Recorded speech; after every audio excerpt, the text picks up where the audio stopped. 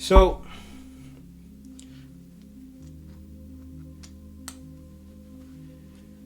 here's what an avoidant dynamic does to your nervous system.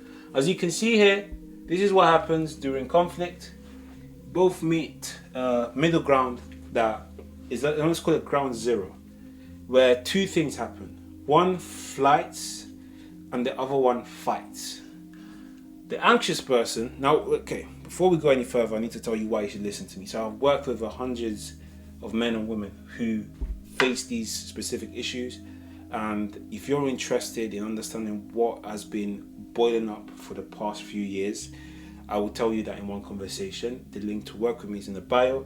I have written books in regards to understanding your identity and rebuilding yourself, because I've spent years making sure that what I experienced, whether it was in business, life, and relationship, doesn't repeat itself again. All right? So without further ado, let's keep going. So conflict is ground zero, right? And ground zero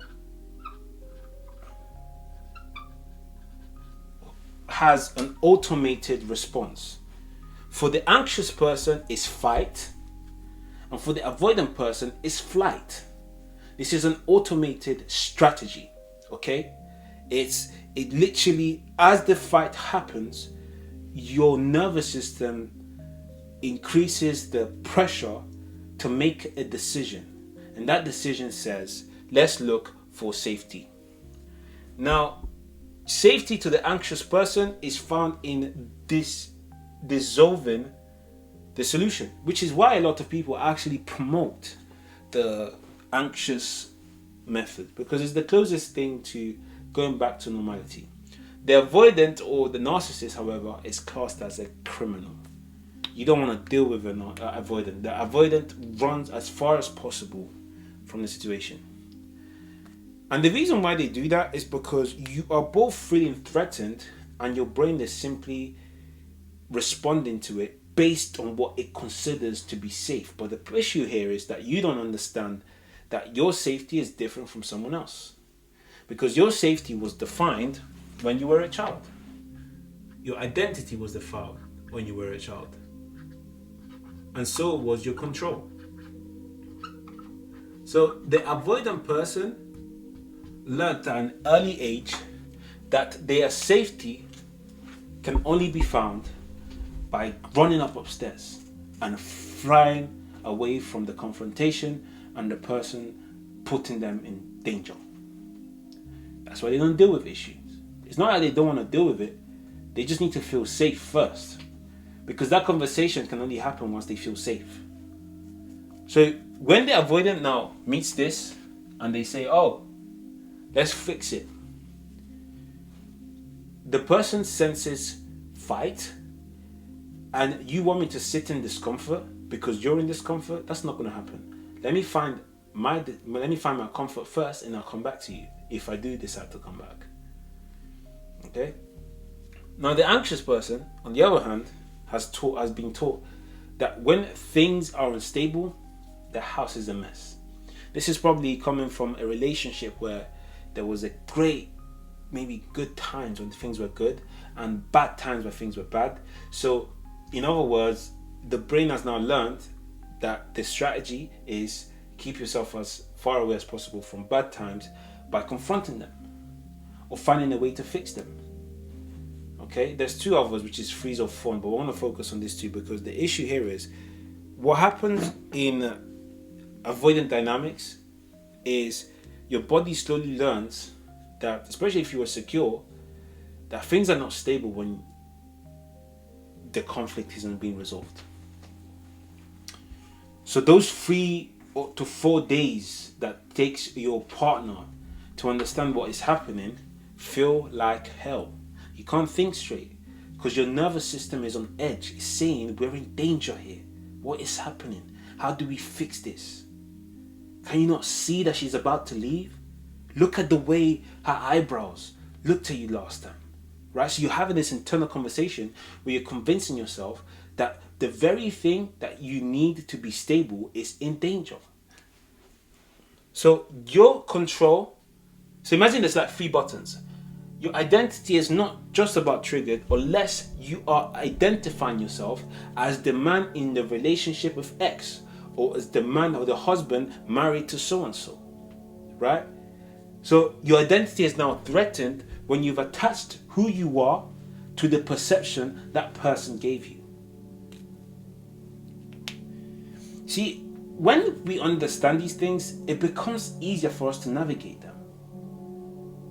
If you being a husband is dependent on her being on good terms with you, you will people please.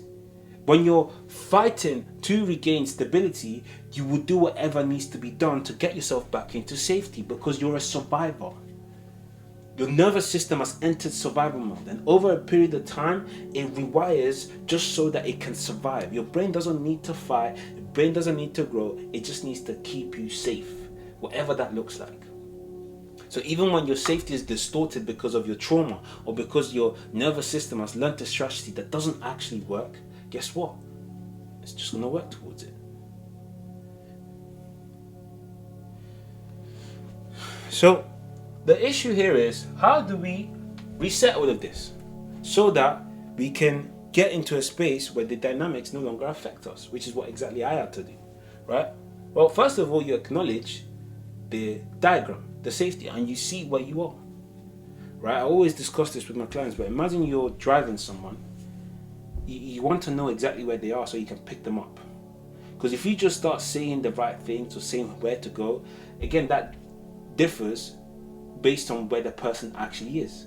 This is why, when you criticize someone or you challenge someone, without understanding where they're at, it just simply diffuses whatever it is you're going to say. You may say the sky is blue, but if you're saying that to someone that's currently seeing a dark grey cloud, guess what? They say, no, it's not. Based on their perception or based on what they're seeing. So you need to understand where the person is at first, including yourself, and then pick them up. This is why validation is key. Cool. So you need to see where you're at first. So if you can now say to yourself, do you know what?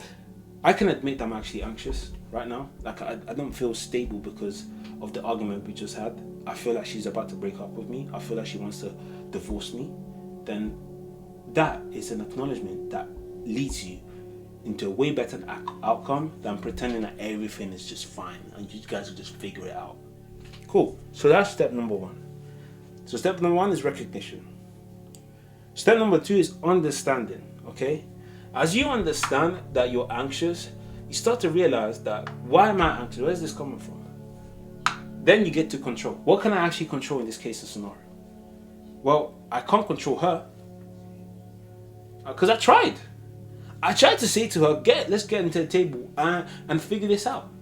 Listen, I'm here to tell you that the only reason I'm telling you this is because on top of working with so many people in this case and scenario, I was also in that spot trying to say, why can't you just get over it within the next 6 hours like I do? Because your definition of safety and my definition of safety are in two completely different places. She didn't say that to me. She said, I just can't. Our blind spots are our biggest killers.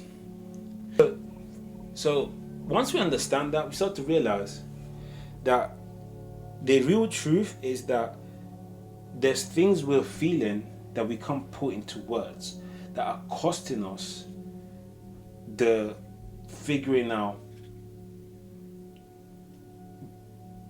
candle to burn out much quicker. Because once it burns out completely, then the next word isn't let's figure it out. The next word is I've tried. I've tried, but there's nothing left in me. And when that happens, yes, you are heading for a divorce. Yes, you are heading for a breakup. Because there's nothing left in you to drive towards fixing things, even when they're fixable. So if you feel like you're in that phase and you can feel your candles burning, don't wait 6 months. Book the call. Okay? Name the thing so that you can at least start working towards it, like so many others have. So once you can understand that you're currently dealing with discomfort, the key is, okay, how do I rebuild my comfort based on things that I can control?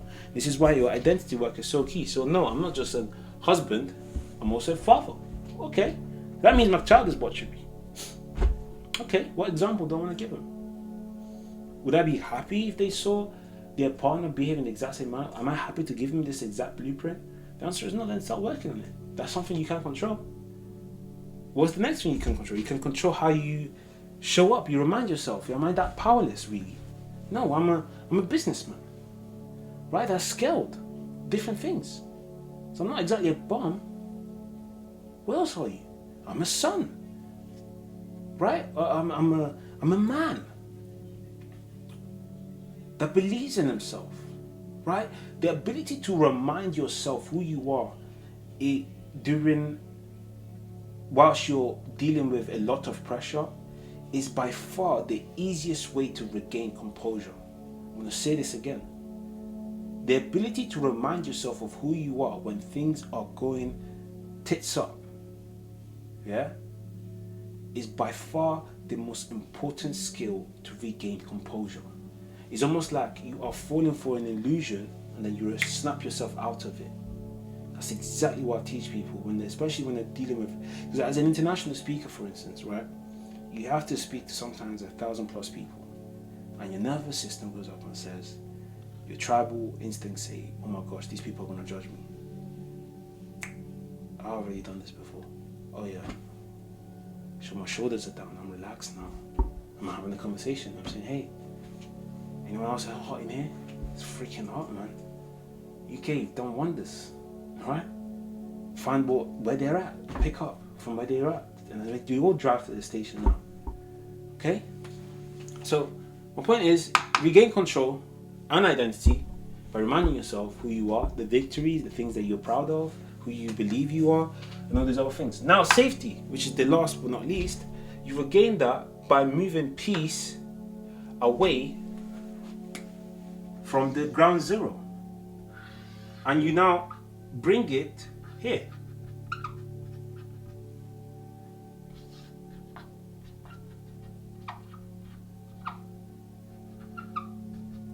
Right? So how do you do that?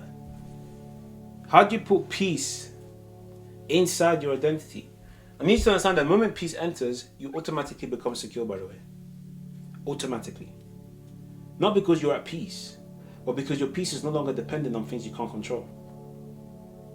So now you're able to think clearly because your peace is no longer out of bounds, it's no longer on ground zero, it's no longer dependent on when the she comes back to safety. No, your peace, in other words, and your safety is now wherever you go. It's like in your pocket. How do you feel when you have your phone fully charged and you're stranded? You can call it Uber, you have options, right? That's exactly how your peace works. I'm not saying you have options, but you have choices.